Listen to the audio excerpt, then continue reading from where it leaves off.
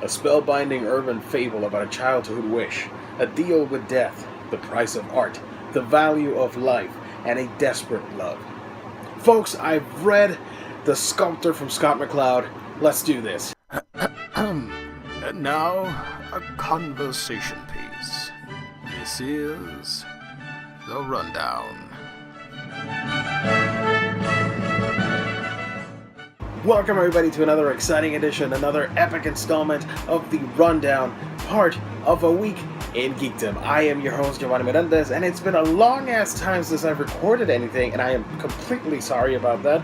It was supposed to be a week off, and it turned into 2-3 weeks, something like that. I'm sorry, but we're back, and I wanted to talk about something that should have been uploaded weeks ago, but here it is. I finally read, or 3 weeks ago, I read The Sculptor from Scott McCloud. Scott is just amazing, and the dude is just one of those classic personalities where you enjoy reading his works. I do have his book, Understanding Comics. He's written other books, but I do not have them. I only have that one, and I do know that that man knows his craft. And it's pretty interesting reading a comic book from somebody that dissects and just explores what makes comic books tick. How do you make them? How are they formed? Their history, their cultural significance and importance, all that stuff. Scott just dissects that with such intricate precision that is just a wonderful read, and I recommend it. Understanding Comics from Scott McCloud. I don't have it with me right now, it's in another shelf, but whatever. You should definitely check it out. I do know that obviously if you're going to write about comic books, you should write a comic book itself, right? The man has written a couple comics, and I went ahead and picked up his long-awaited graphic novel, as the Dust Jacket so kindly informs here, about the Sculptor, and I was recommended, and this book was recommended to me by several people. I had no idea what it was about, but I picked it up on a whim. I think it was from a Christmas bonus or something like that happened, and I was not expecting to feel such strong emotions from a novel, or a graphic novel, if you will. It's fantastic. It's spellbinding. You have to check it out. And if you've ever wanted to create something, if you ever wanted to create media, in my case, I took it to heart because I'm creating a YouTube video. Even though it's not like the best one out there, I'm still creating some content for my growing number of viewers, I guess. Little by little, one travels far. But if you've ever wanted to create something out of the enjoyment, to educate, to entertain, to inform others through your craft, I think you'll get something out of this. It is a tale as old as time of wanting to be recognized for your special abilities, for your talent, of just wanting your voice to be heard, I guess.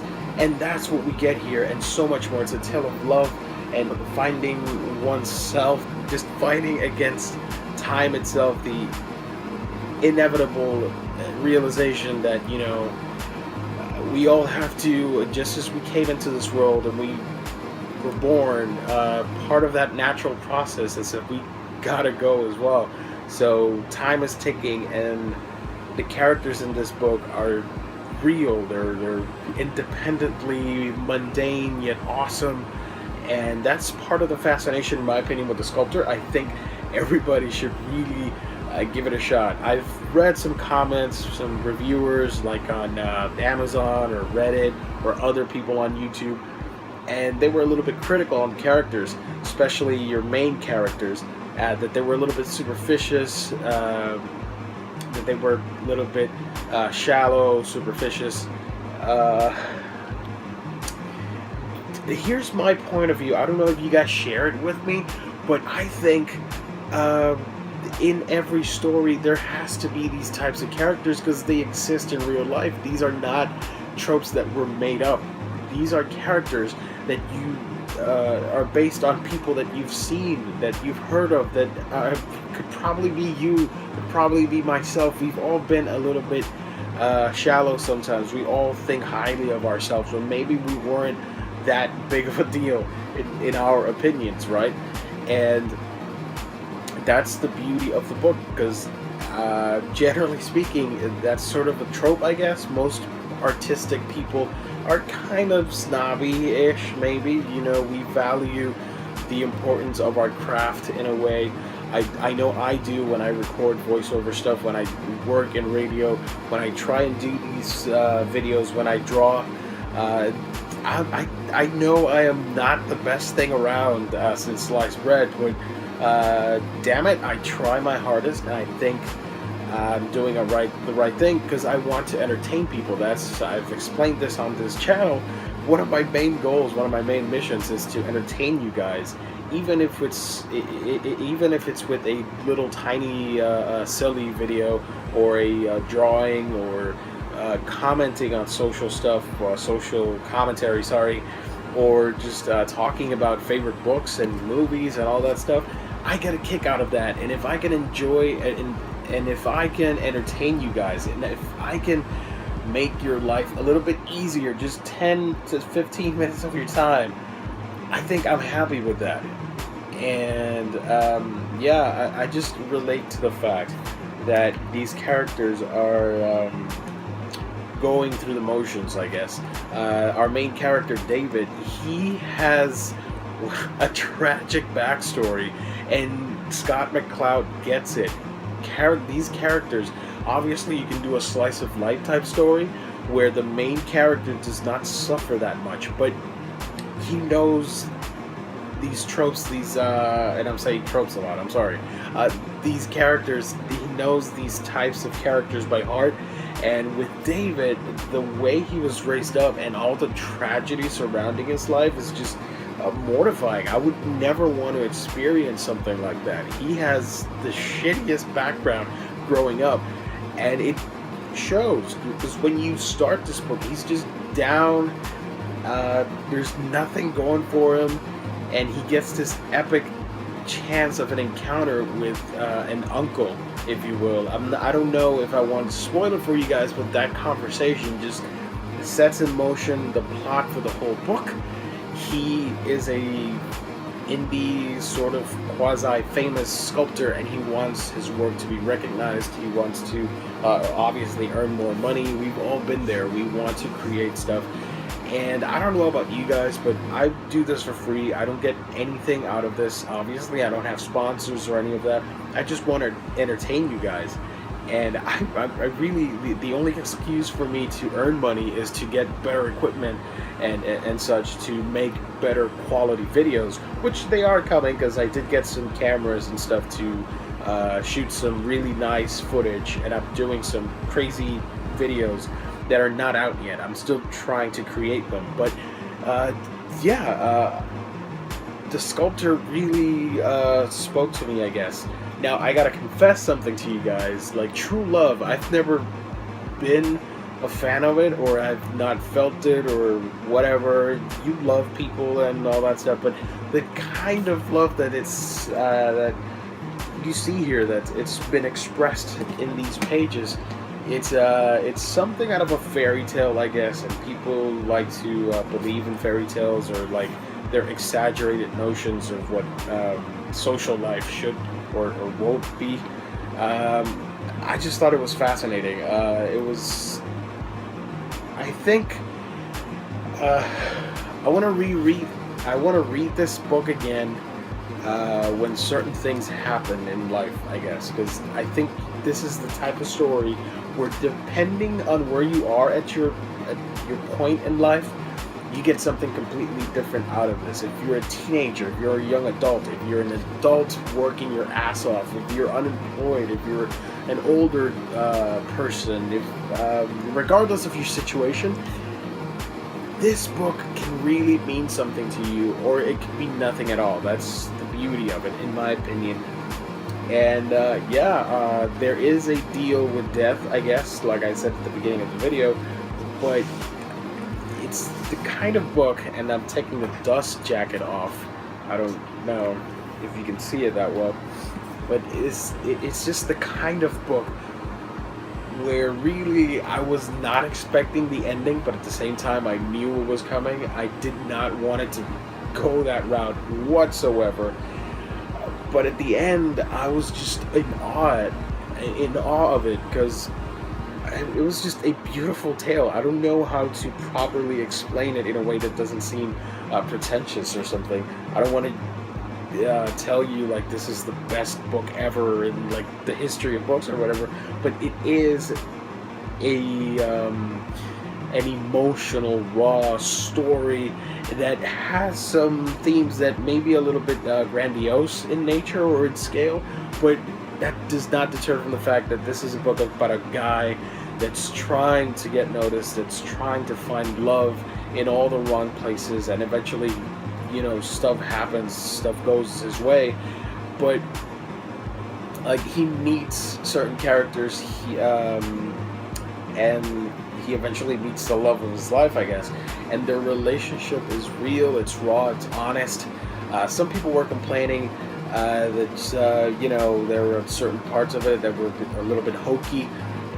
Yeah, you know, it's not made up. There are people that suffer from these types of issues. I think it's just a representation of life in general, that things happen the way they do. So, yeah, you know, the character of Meg, and I don't know if you can see the art in this, but it's rather cartoonish in nature, in the way that I would see this in like a newspaper strip or something, but not in an offensive way. I don't know if you guys get what I'm saying, but the character of David and Meg, they're just fascinating characters, and the fact that everybody has some skeletons in their closet, but it's how you interact with people, it's how you live your life that is really going to determine how successful it's going to be. Unfortunately, some people do not have that luxury, do not have that gifted luck, I guess, that everything just falls their way. Some people have the best talent in the world, but they just are undiscovered. They do not have the money to go out and get discovered, get noticed by people. And I should know, because I've been in this position, I am in that position, I guess. I don't like to talk about it, but I will for the sake of this video and this book. But it just reminded me of that fact that there is an amazing pool, a talent pool, I guess I should call it, of good, honest people that want to do good and want to share their craft with the world. And it just goes back to the nature of being an artist, I guess, of how you present yourself as an artist. It's just, yeah, it may seem a little cocky, and I'm by no means am I saying I'm an artist or any of that, but I work in the media and I like to create content, I guess. So in a way, you are a little bit cocky. You want to give your best out there, so people love it or get mystified or amazed by it. So, yeah, in that regard, I think The Sculptor is an amazing book. It could have ended completely different. I would have done a completely different ending, in my opinion. This book, I think, it's like $30, but I bought it for $20. I don't know. You can find it for cheap. That's all I'm saying. And honestly, you should. I think this should be on everybody's reading list or bookshelves or collections. I think it's fantastic. Scott McCloud does an amazing work, a great character study in the case of an artistic person. This probably will deter some people because they probably do not identify themselves with an artistic person such as David, because he has so many problems. He is quite egotistical at times, but that's part of the human nature. We're not perfect. And that book tries to teach it in some weird way with the deal that's made and all that stuff, that I guess You know what? I guess the lesson in the Sculptor is you gotta stay humble, man. Do what you can do with the best of your abilities and time, and just stay humble and appreciate life. Don't take a minute for granted. Don't take anything for granted. And at least I'm super grateful about it. And the Sculptor, it's not a necessarily long read, as you can see. It probably because of the short pages and stuff, but it's super fascinating. I really appreciate it. You know, the blue inks and stuff. It just looks awesome. And yeah, the Sculptor. I think I talked enough about it where I didn't spoil anything, and it's just fascinating enough to maybe pique your interest. So yeah, go ahead and pick it up, man. It's fascinating. Here's the dust jacket. It's seriously, it's awesome. I cried like a little bitch at the end because I was not expecting that ending whatsoever. It has you by the throat. It pulls your heartstrings, and you get into the life of these characters, and that, I think, is what excels in this book. Because Scott really, he just goes right in for the jugular, if you will. You get into David's soul and what he feels, his rage, his passions, his happiness, and just a fascinating book, in my opinion. Hopefully, I've piqued your interest. If not, I don't know. I didn't want to spoil it because I hate spoilers. So yeah. Plus, his relationship with other characters as well, from his best friend to his uncle, and so many other characters that pop up in the book. I thought it was pretty interesting. There's a little weirdness, supernatural style in here somewhere, with like superpowers and stuff, so you're gonna want to read it to find out, but I thought that was pretty cool. That was a twist I was not expecting, and makes sense considering the deal that was proposed. So yeah, plus that ending, that sculpture at the end, that's some heavy shit, man. Really representative of what could have been, or what should have been, in an otherwise tragic, amazingly beautiful story that is The Sculptor. Thank you once again for tuning in. Sorry for the delay. I should post more often.